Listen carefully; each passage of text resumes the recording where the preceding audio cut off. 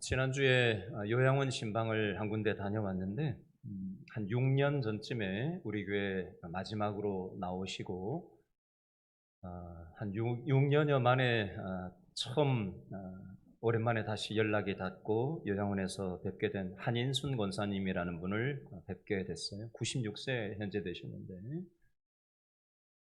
집에 제가 찾아갔던 적도 있고 여러 번 만나 뵙고 대화한 적도 있는데 저를 몰라 보시더라고요. 근데 이런저런 얘기를 나누시는데 이런 얘기를 하셨어요. 나 같은 사람을 위해서 이렇게 찾아와 주셔서 감사하다라는 표현을 여러 번 반복을 하셨어요. 고개를 꾹뻑 숙여가면서 수차례 그렇게 하시더라고요. 제가 그랬어요. 권사님, 제가 오늘 시편 성경 말씀을 보는데 우리 하나님께서 하늘에 있는 그 별 수많은 별들을 하나하나 하나님은 정확하게 아신다는 성경 말씀이 있더라고요. 하나님이 우리 권사님을 소중하게 생각하시니까 그렇게 아세요. 제가 그렇게 말씀을 드렸어요. 제가 이 말씀을 왜 드리냐면요. 그 권사님만 그런 게 아니라 이 세상을 사는 모든 사람들은 저마다의 삶의 현실에서 어려운 것이 없는 사람은 없습니다. 그 연령의 상황에 맞게 어린아이들은 어린아이 나름대로의 스트레스 요인이 있는 것이고 엄마 아빠들은 또 엄마 아빠들 나름대로의 고충이 있는 것이고 노년 세대는 노년 세대 나름으로 또 남모르는 사연과 눈물 나는 일들이 있는 겁니다. 우리 모두는 다 연약한 존재이고 상처 입기 쉬운 존재들이고 유약한 존재들입니다. 그러나 이러한 우리들의 연약함을 하나님께서는 내치지 않으시고 저와 여러분들을 어떤 이유가 됐건 어떤 마음이 되었건 오늘 이 자리로 하나님께서 인도해 주신 줄로 믿으시기 바랍니다. 저를 한번 따라해 주시기 바랍니다. 하나님은 내가 아무리 연약하고 부족해도 나에게 관심이 있고 나를 소중하게 여기십니다.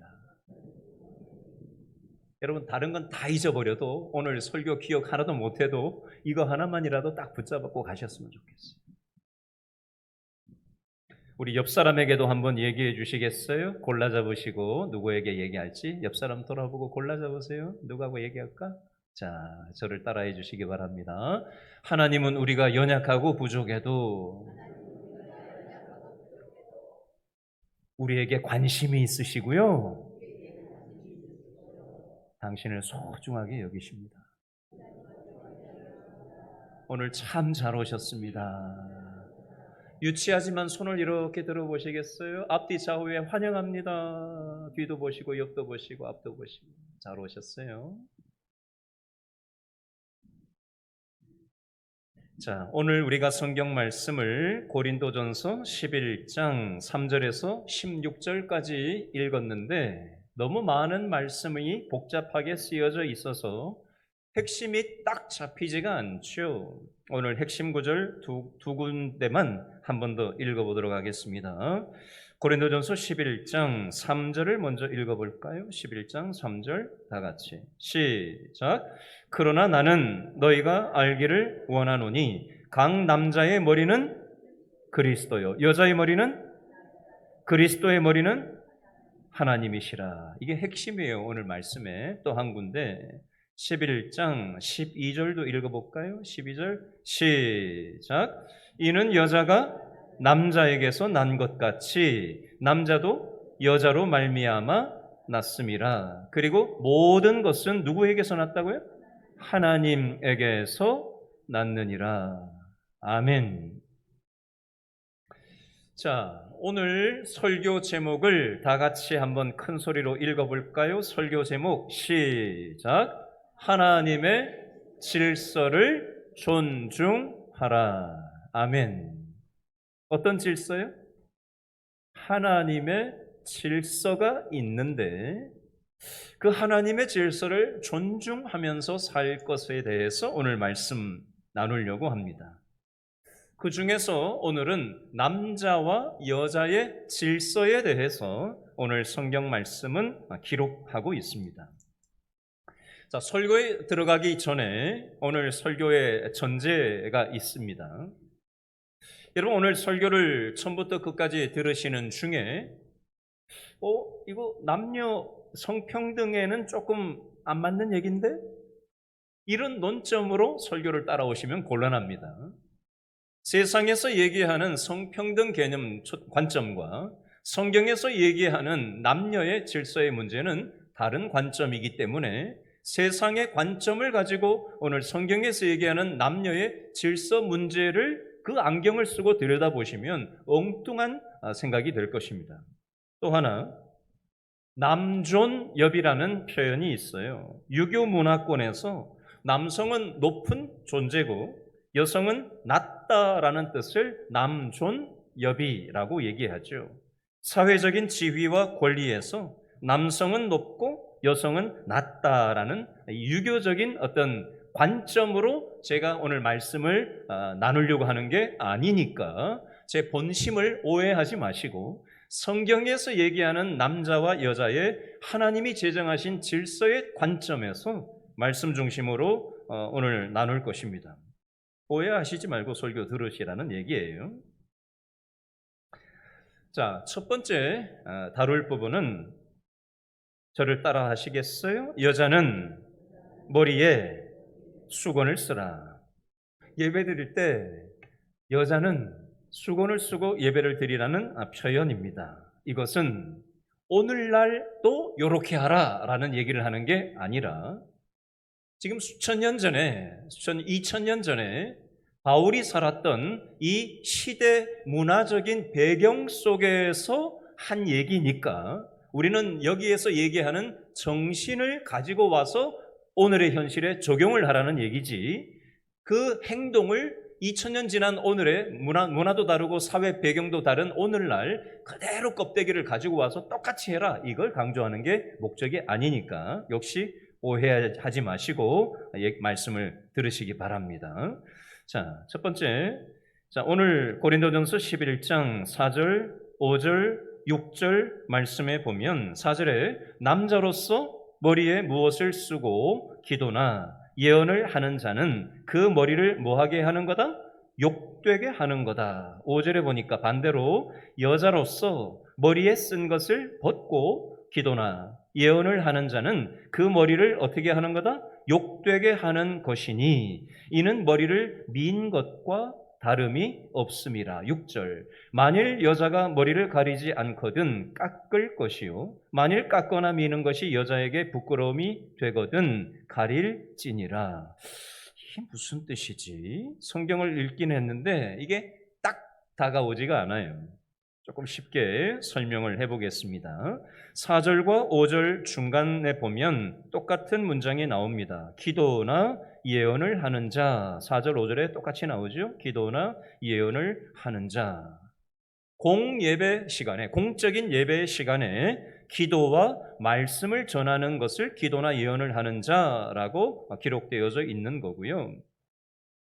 자, 하나님의 말씀을 전하는 것을 얘기합니다. 그 당시 2000년 전 이 사도 바울이 목회하던 이 교회에 여자들도 교회에서 기도를 하고 말씀을 전했었습니다. 그런데 그럴 때는 여자는 머리에 수건을 쓰라.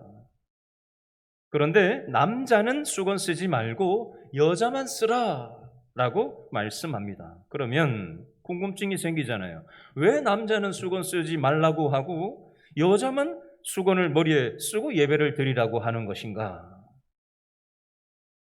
왜 여자가 머리에 수건을 쓰지 않으면 머리가 욕되다고 하는 것인가?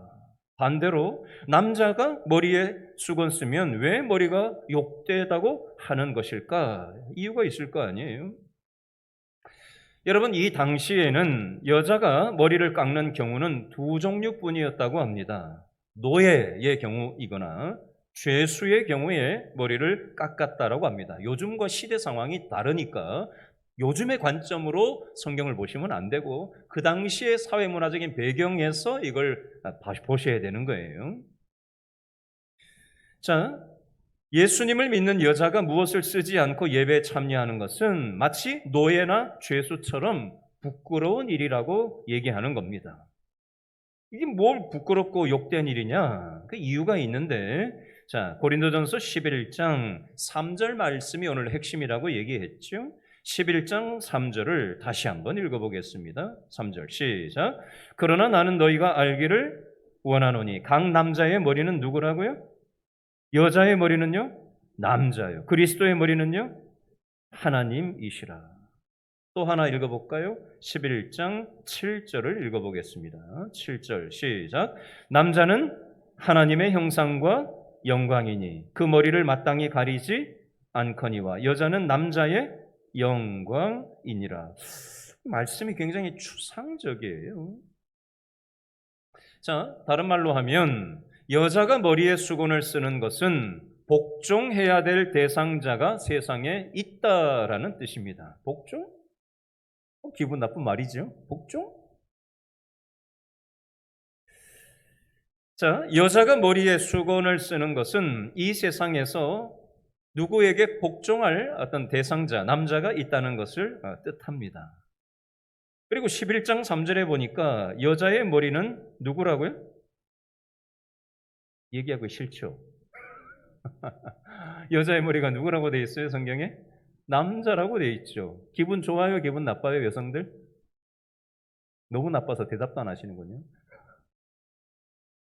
내가 머리가 돼야 되는데 남자가 머리라고? 무슨 이런 말씀을 써놨지, 성경에? 여러분, 우스갯소리로 이런 말이 있죠. 남자가 머리라고 하니까 여자들이 그러면 남자가 머리라고? 나는 목이다, 목. 머리를 잡아 돌리는 목.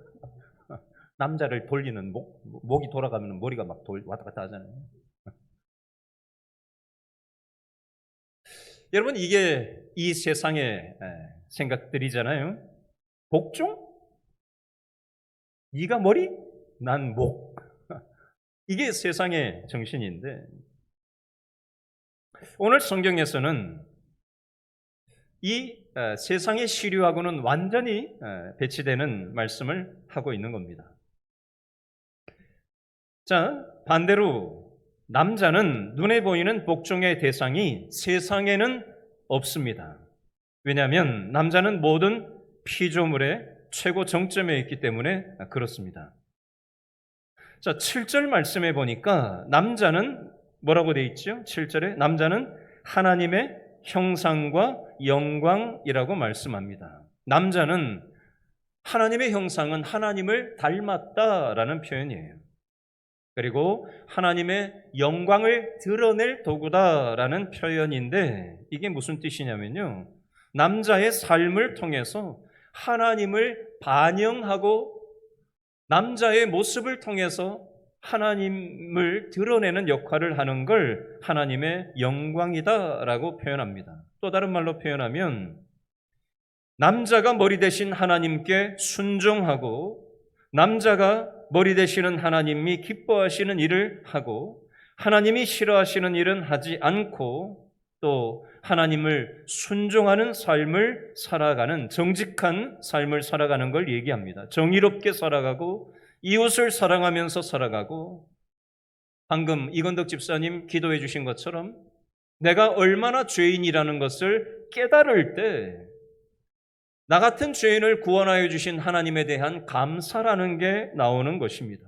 그리고 우리의 가정사, 직장일, 이 세상의 모든 정치, 경제, 사회, 문화, 언론, 스포츠, 미디어, 교육, 국방, 모든 의료, 현실이 사람이 의사결정하고 있는 것 같지만 그 모든 세상에 돌아가는 것 속에 하나님의 손길이 있고 하나님의 섭리가 있다라는 것을 인정할 줄 아는 남자로 살아가게 되는 것입니다. 근데 여자는 좀 다르다라고 성경은 기록해요. 가정에서 여자가 남편에게 순종을 하느냐 여하가 굉장히 향방이 달라지게 할 수 있다라는 겁니다. 사실 요즘 가정에서 남편보다 학벌이 더 좋은 여성도 있고요. 능력이 더 뛰어난 여성도 있고요. 똑똑한 여성들도 많이 있습니다. 남편에 비해서.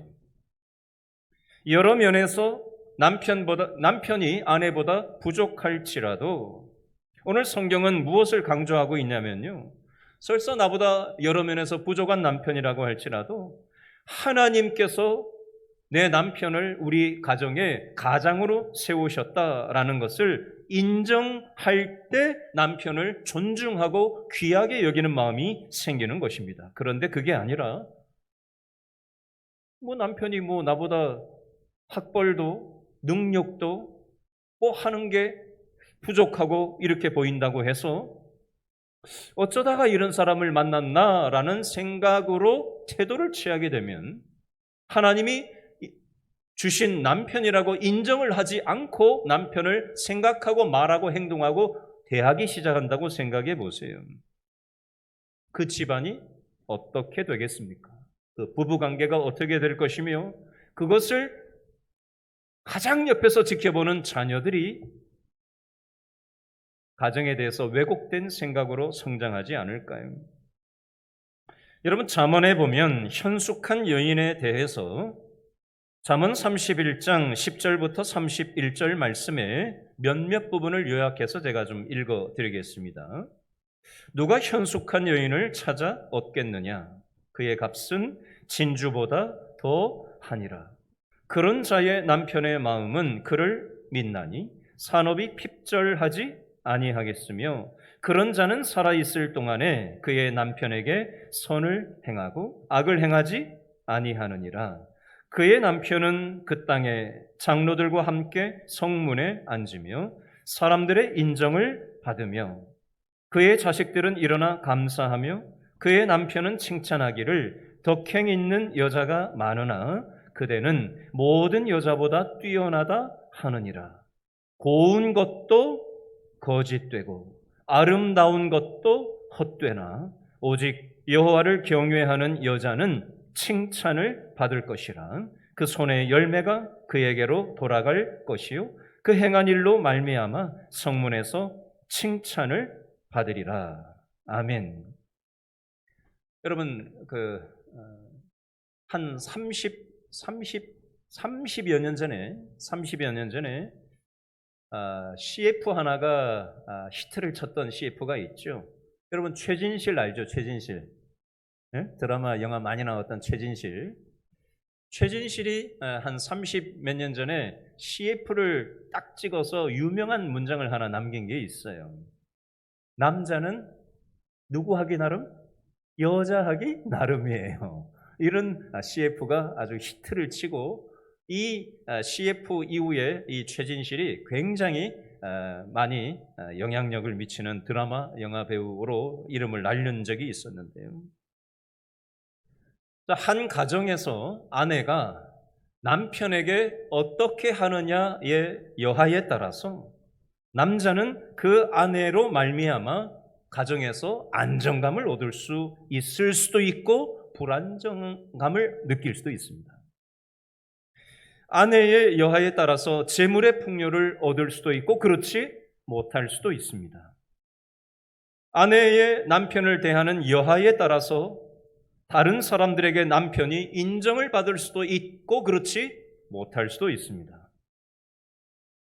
아내가 남편에게 어떻게 하느냐 여하에 따라서 남편이 자녀들에게 존경을 받을 수도 있고 남편이 자녀들에게 외면을 받을 수도 있습니다.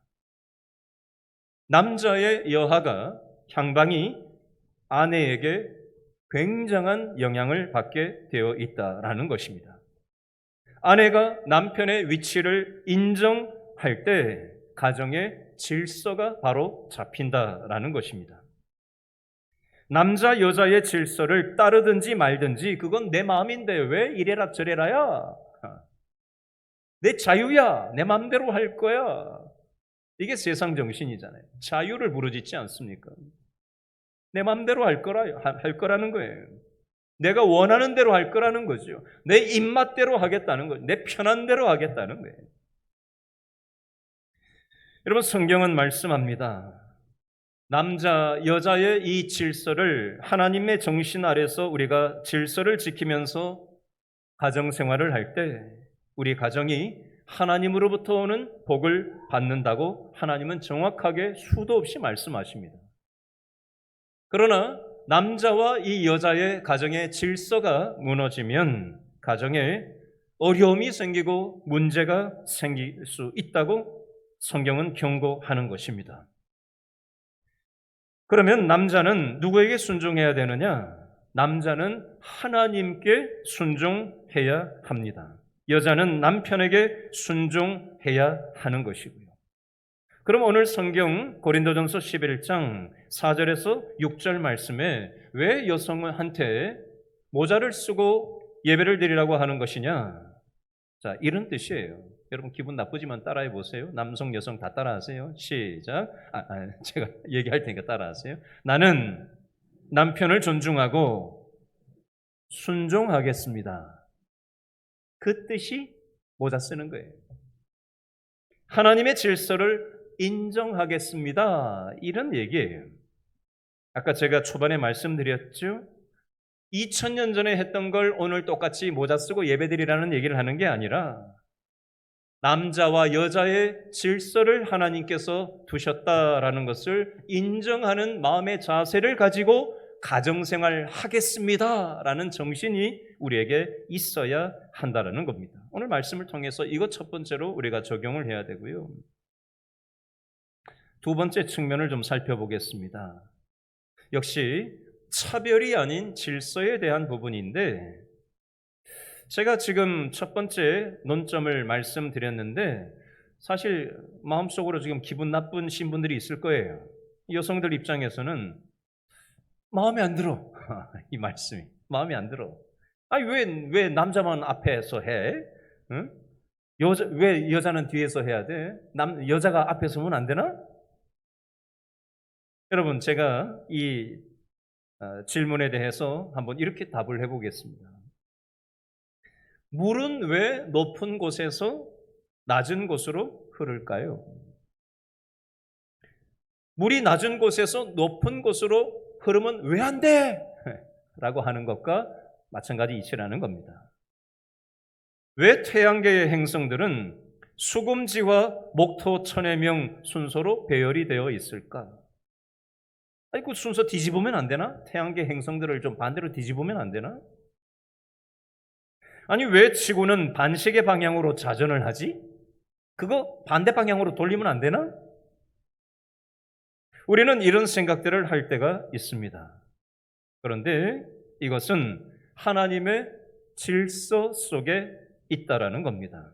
남녀의 질서도 마찬가지라는 거예요. 남자가 앞에 있고 여자가 다음에 있는 것은 하나님의 창조 질서 속에 있는 부분이므로 우리가 따지고 들 일이 아니라는 것입니다. 자, 첫 번째, 하나님과 인간 그리고 우주의 질서에 대해서 3절을 통해서 세 가지 측면으로 간단히 정리해 보겠습니다. 자, 3절에 보니까 뭐라고 돼 있어요? 여자와 남자의 질서에 대해서 얘기하고 있습니다. 결혼해서 부부가 되면 가정에 질서가 있는데 결혼하면 가정의 대표를 하나님은 남자로 말씀하는 것입니다. 두 번째, 3절에 보니까 두 번째, 남자와 예수님과의 질서가 있습니다. 남자는 예수님을 믿고 순종하고 예수님께 하나님께 자신을 맡기는 거예요. 그러면 하나님이 그 남자의 삶을 책임져 주시는 관계를 질서로 말씀하십니다. 세 번째, 3절 끝에 보니까 성자 예수님께서 성부 하나님께 순종하고 하나님을 머리로 표현을 3절 끝에 하고 있습니다. 예수님도 하나님이시고 이 세상을 만드신 창조주 하나님도 하나님이세요. 두 분 사이에는 주종 관계가 아니라 상하 관계가 아니에요. 그러나 예수님이 이 땅에 오셨을 때 하나님께 기도하고 하나님의 뜻을 여쭙는 장면이 나옵니다. 여자와 남자, 남자와 그리스도, 그리스도와 성부 하나님 사이에는 순종의 관계로 연결되어져 있습니다. 이게 우주의 질서라는 것입니다. 두 번째, 창조의 원리가 있어요. 자, 7절 말씀에 보니까 남자는 무엇이라고 돼 있어요? 11장 7절에 하나님의 형상과 영광이니 그 머리를 마땅히 가리지 않거니와 여자는 남자의 영광이니라. 남자가 하나님의 영광이라고 한 것은 하나님 다음의 지위가 바로 남자에게 있다라는 것입니다. 그러면 여자는 남자와 같이 하나님의 형상이 아닌가? 아니요. 여자도 하나님의 형상이에요. 다만 하나님이 정하신 순서, 창조 순서가 있다라는 것입니다. 8절 말씀에 보니까 남자가 여자에게서 난 것이 아니요, 여자가 남자에게서 났다라고 돼 있어요. 여자는 하와를 얘기하는 거고요. 남자 아담의 갈빗대를 취해서 하와를 뒤늦게 만들었기 때문에 여자 하와가 남자 아담에게서 갈빗대에서 나왔다라는 이 창조 순서를 8절에서는 말씀하는 겁니다. 남자 아담을 위해서 하나님이 여성 하와를 만드셨다는 겁니다. 여자는 남자를 위해서, 남자는 하나님을 위해서 창조하셨다는 것이에요. 여러분, 그러므로 우리는 이 하나님의 창조 질서, 우주 질서가 내 마음에 맞지 않는다고 하여서 하나님께 이 정신에 순종하지 않는다면 우리는 이 순리를, 이 하나님의 우주 질서, 창조 질서, 순리를 우리가 따르지 않고 거스르면서 살다 보면 부대낌이 일어날 수밖에 없는 겁니다.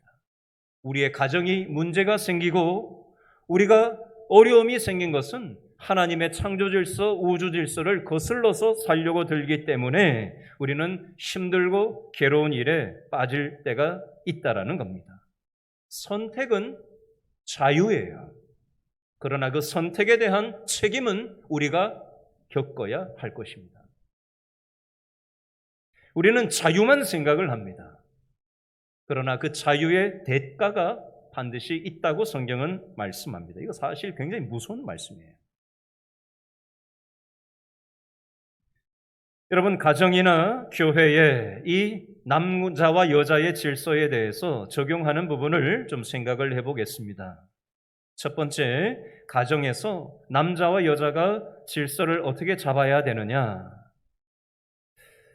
여러분, 좀 전에도 말씀드렸지만 결혼한 후에 아내가 이게 주도권 쟁탈전을 하잖아요. 부부싸움 할 때 보면 주도권 쟁탈전을 하는 거거든요. 신혼 때도 주도권 쟁탈전을 하고, 중년이 되어서도 부부간에 주도권 쟁탈전을 하고, 싸우는데 보면 뭐 별것 아닌 거 가지고 네가 옳냐 내가 옳냐, 이게 맞냐 저게 맞냐, 결국 다 그 얘기예요. 결국은 다 주도권 쟁탈을 하려고 드는 거거든요. 연세가 드신 부부도 가만히 싸우는 걸 보면 네가 옳으냐 내가 옳으냐, 네가 맞냐 내가, 결국 그거예요.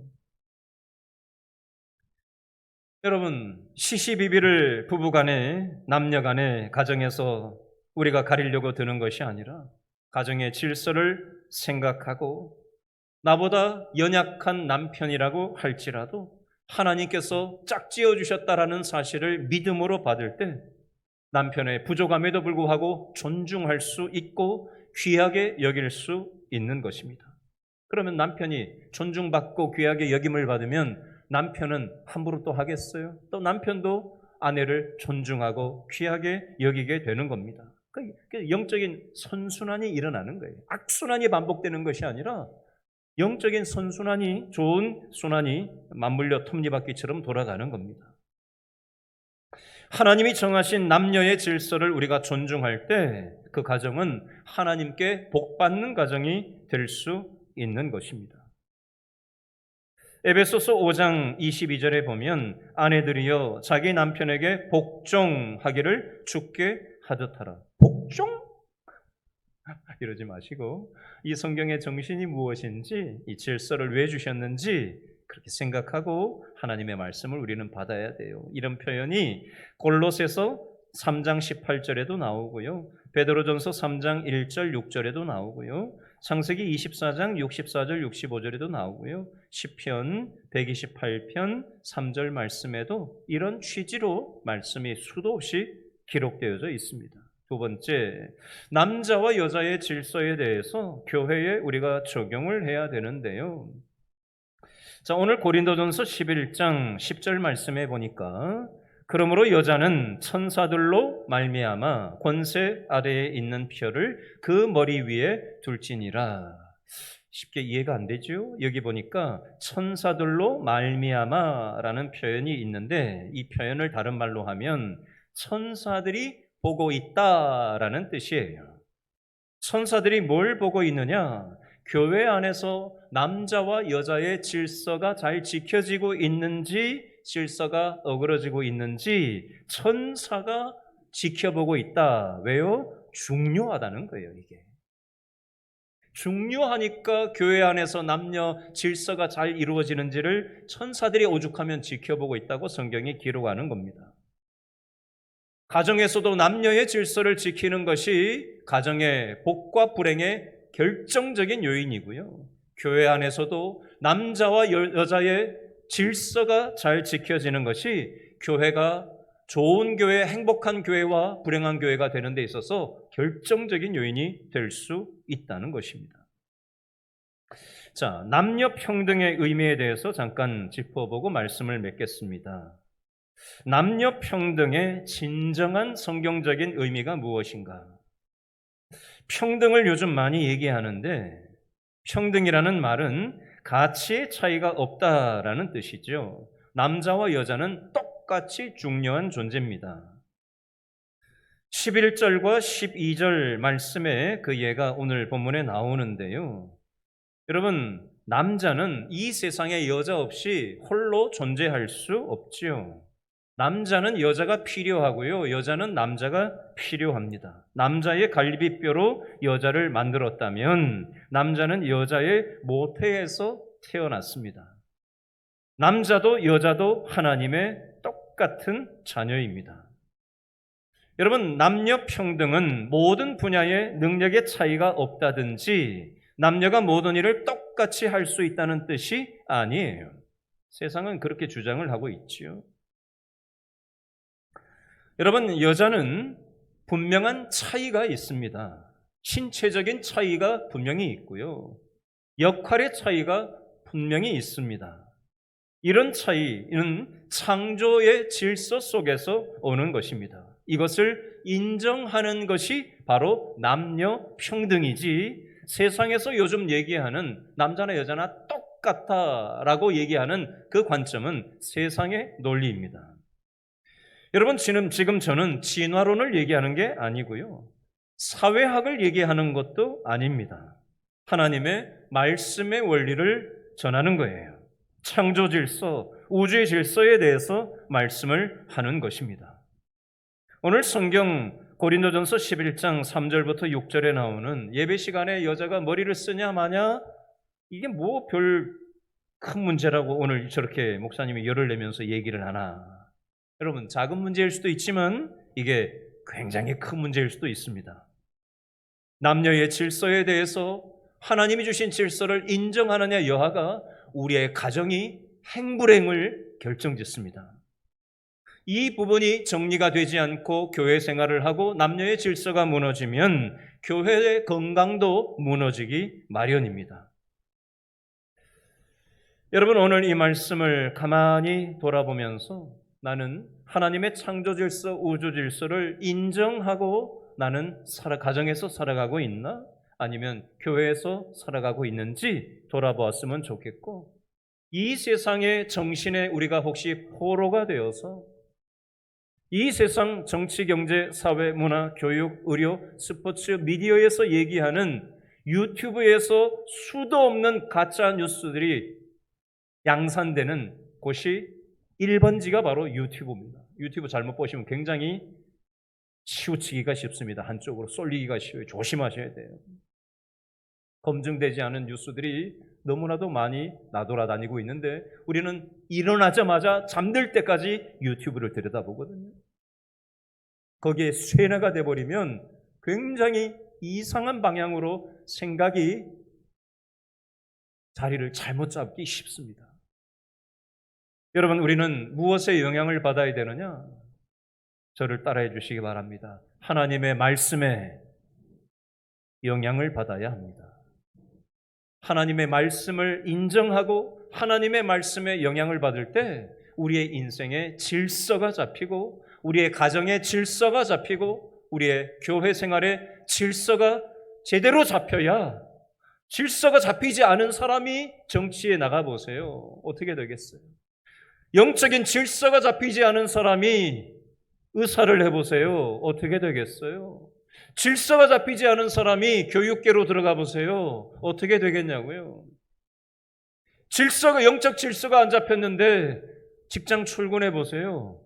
세상의 논리에 휩쓸리지 않겠습니까? 여러분, 오늘 하나님께서는 저와 여러분에게 주신 이 말씀을 가지고 영적 질서가 잡혀야 된다 말씀하시는 거예요. 우리 자신의 모습을 돌아보고 영적 질서를 바로잡아서 우리의 가정을 살리고 직장을 살리고, 우리가 이 세상 모든 걸 다 책임질 수는 없어요. 그러나 내가 할 수 있는 작은 영역에서 하나님이 원하시는 그 일을 어렵지만 실천하고 용기를 내고, 믿음의 용기를 내고 하나님의 도우심을 구하며 우리가 순종하며 나갈 때 하나님께서 우리를 사람을 살리고 세상을 섬기는 축복의 통로로 쓰시려고 오늘 예배에 불러주셔서 우리를 무장시키는 시간이라는 사실을 기억하고 우리 하나님 앞에 기도하는 저와 여러분 될 수 있기를 바랍니다.